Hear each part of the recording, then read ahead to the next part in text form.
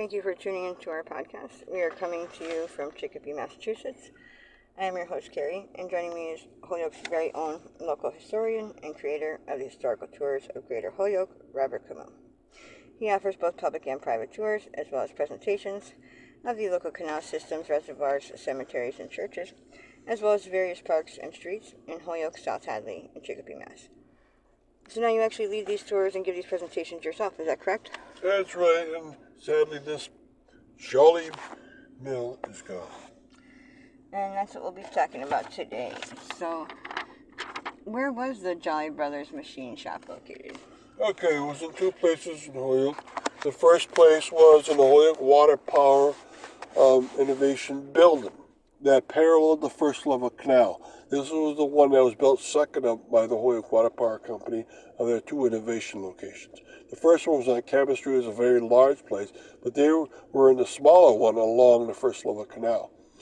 And there they held in the southern, maybe half of the whole building. They were very large.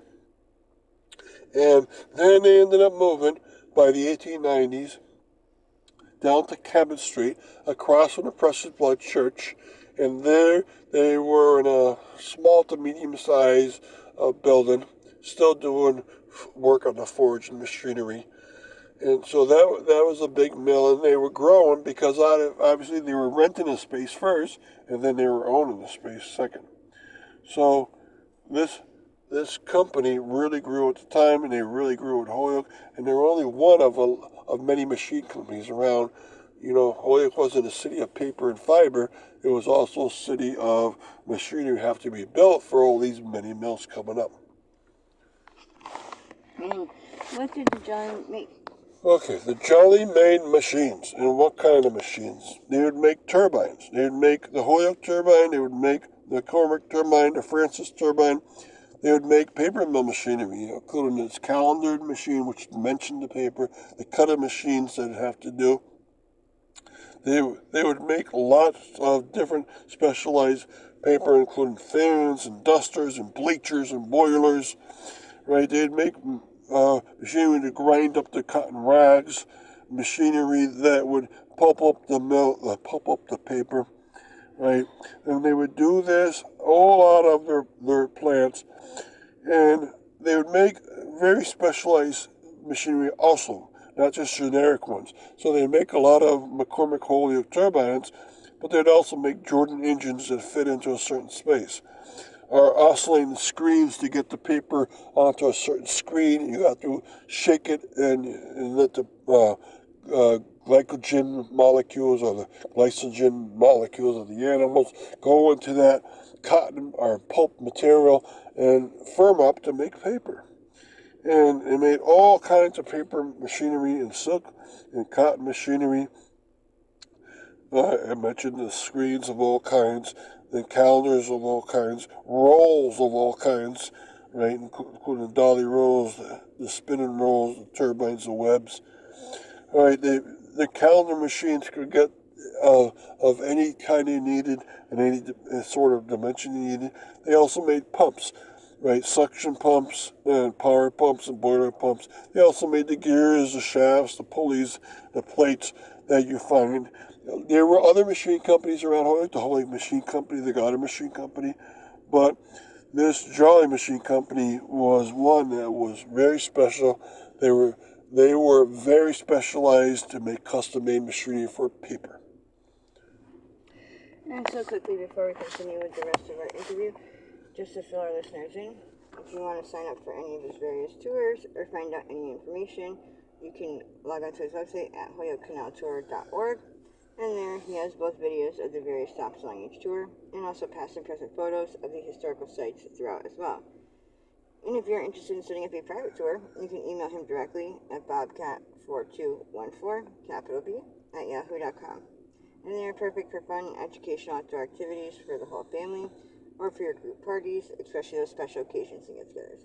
And they're also good just for getting outdoors for the day. So getting back to our interview, what was production like at their shop? Okay, now they'd have specialized rooms to do specialized jobs, but the basis was the foundry, because you have to melt metal, and then take that molten metal out and start to forge it into whatever machinery you have to do. Whether it was patterned, whether it was custom made, you start with the foundry. Then you bring it to the machinist if it was going to be plated, or the blacksmith if it was going to be more structured than that. And then they start making things together. They have their welders, so forth and so on, like any good machine shop. Now, there are only one floor, sometimes two floors with an administration concerned, right? But the big thing was the foundry and the machine shops. Now, there was also some wood production, and the reason why, say that you have a warp and weave machine, then the outer brackets are made out of wood, and then the metal comes onto it. So they had small need for carpenters and for wood lathes and so forth off to the side. So this is a machine shop, and a lot of work was done custom made, and so thus it was actually smaller than you would think. And in the biggest things were the machine shop and the forge itself, and they might only be making one piece of equipment at a time for one custom use of one mill around Holyoke or some of the surrounding towns. So, it'd come in and they'd work on it for a week and they were done, and they'd get on to the next piece that was ordered up. And so they went onwards and onwards like this.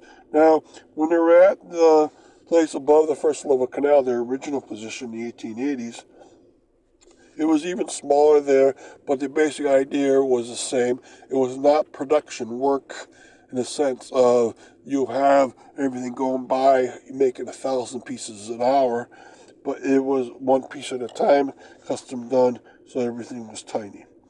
All right, there's one interesting piece that the city's foundry, city's iron foundry, was also located in the back of the Jolly Company, and the Jolly Company worked that piece of machinery. So whenever the city needed a valve or something for special use, they would make it custom made for the city. So it was really two production sites, one for the city and one for the private uses.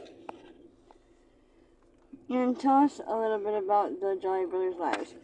Okay, the Jolly Brothers themselves came from Scotland, so this is a Scottish company, and the names were James Jolly and William Jolly. Now, James Jolly would do a lot of administration work, and William, you could say, would do most of the working with the people who were setting out the custom pieces. Now, James Jolly would end up dying in North Carolina, but William Jolly would die in Holyoke. And now this company kept going for a very long time, so it started out in Holyoke in the 1870s, but it was still found in Holyoke in the early 1960s. So they stayed almost 90 years in this place. It was taken over by other people, but it retained its name as the Jolly Company. So William Jolly died in 1913, and James Jolly about the same time, but it was taken over and run. So a lot of people would know this company around Holyoke. And thank you, Robert, for educating us on your tours. And we want to thank our listeners for tuning in. And again, you can tune into a large selection of our other podcasts and much more at his website. It's hoyokecanaltour.org. And you can email him for private tours or to inquire about anything else at bobcat4214, capital B, at yahoo.com. And be sure to check out his upcoming 2024 season tours and more as they become available.